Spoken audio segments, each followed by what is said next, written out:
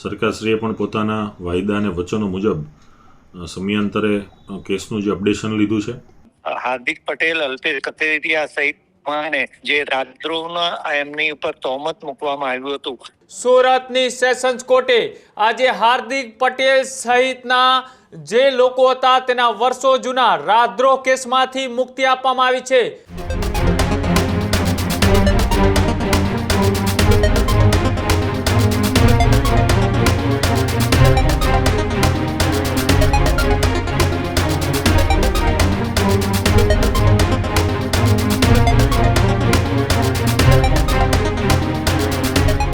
સમાચારોમાં આગળ વાત કરીએ। ગુજરાતના રાજકારણને લઈ એક સૌથી મોટા અને મહત્વપૂર્ણ સમાચાર સામે આવી રહ્યા છે। ગુજરાતના એમએલએ હાર્દિક પટેલને લઈ મહત્વપૂર્ણ સમાચાર સામે આવી રહ્યા છે। 2015 આંદોલનકારીઓને લઈ પણ એક મહત્વપૂર્ણ સમાચાર સામે આવી રહ્યા છે। સુરતની સેશન્સ કોર્ટે આજે હાર્દિક પટેલ સહિતના જે લોકો હતા તેના વર્ષો જૂના રાજદ્રોહ કેસમાંથી મુક્તિ આપવામાં આવી છે।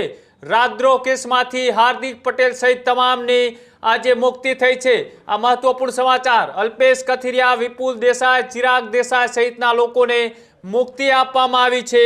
આ મહત્વપૂર્ણ સમાચાર અમરોલી પોલીસ સ્ટેશનમાં નોંધાયેલ આ ગંભીર કેસને પરત ખેંચવા માટે સરકાર તરફથી કરવામાં આવી હતી અરજીને કોર્ટમાં ગ્રાહ્ય રાખવામાં આવી છે, જેના પરિણામે તમામ આરોપીઓનો આ કેસમાંથી સંપૂર્ણ છુટકારો થયો છે।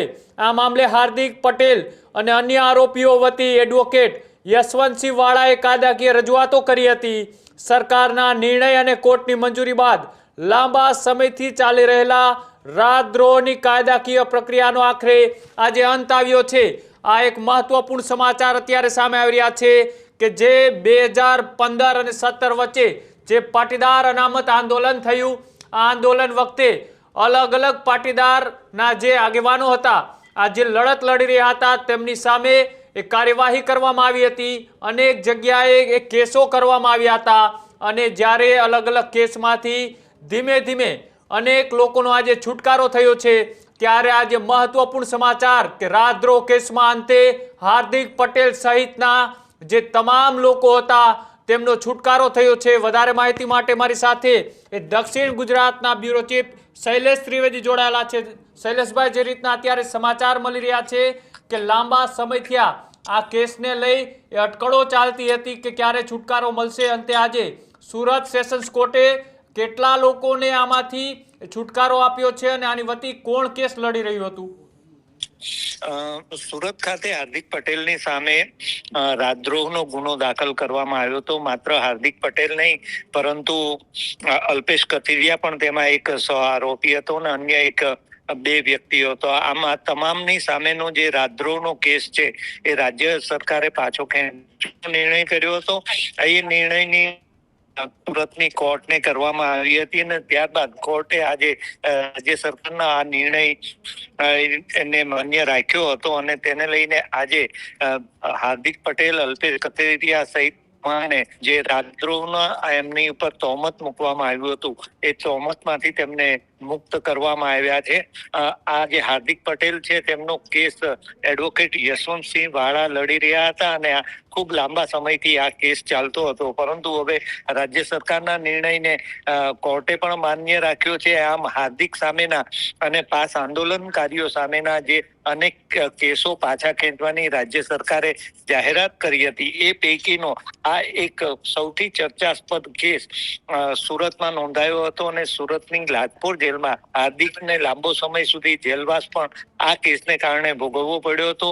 હાલ તો હવે રાજ્ય સરકારના નિર્ણય બાદ આ જે તહોમતમાંથી હાર્દિક અને અલ્પેશ કથિરિયા સહિત સૌને મુક્ત કરવામાં આવ્યા છે। જી બિલકુલ, આભાર શૈલેષભાઈ જોડા બદલ। તો જે રીતના જે આંદોલનકારીઓ હતા એ આંદોલનકારીઓને અત્યારે મુક્તિ મળી છે અંતે લાંબા સમયની આ લડત બાદ અત્યારે જે સમાચાર સામે આવ્યા કે જે સુરતની સેશન્સ કોર્ટ છે તેના દ્વારા હાર્દિક પટેલ, અલ્પેશ કથિરિયા, ચિરાગ દેસાઈ, વિપુલ દેસાઈ સહિતના જે આંદોલનકારીઓ હતા તેમની સામે એ રાજદ્રોહનો જે કેસ લાગ્યો હતો, ગુનો દાખલ થયો હતો અને આ ગુનામાં તેમની સામે એક કાર્યવાહી ચાલતી હતી, કોર્ટની પ્રક્રિયા ચાલતી હતી અને તેની વચ્ચે અત્યારે મહત્વપૂર્ણ સમાચાર જે સામે આવ્યા કે સરકાર તરફથી કરવામાં આવેલી અરજીને કોર્ટે અંતે ગ્રાહ્ય રાખી છે અને જેના પરિણામે તમામ આરોપીઓના કેસમાંથી સંપૂર્ણપણે છુટકારો થયો છે.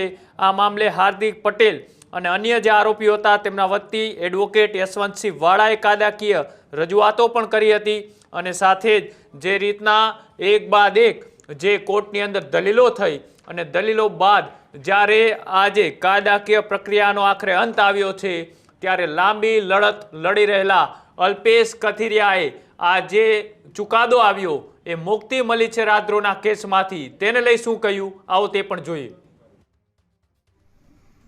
આજરોજ સુરત ડિસ્ટ્રિક્ટ કોર્ટ દ્વારા રાજદ્રોહ બાબતના જે કેસ હતા એમાં હું, હાર્દિકભાઈ, ચિરાગભાઈ દેસાઈ અને વિપુલ દેસાઈ 4 આરોપી હતા. જેમાં સરકારશ્રીના જે નિર્ણય હતો કે આ કેસને પરત લેવામાં આવે એ અનુસંધાને નામદાર કોર્ટે આજે હુકમ જાહેર કર્યો છે અને સદર કેસનો વિડ્રો કરેલ છે. સરકાર દ્વારા જે વિડ્રોના લિસ્ટ જે બહાર પાડવામાં હતું એ અનુસંધાને આજે નામદાર કોર્ટે વિડ્રોનો હુકમ કર્યો છે. રાજદ્રોહનો કેસ પરત ખેંચાયો છે.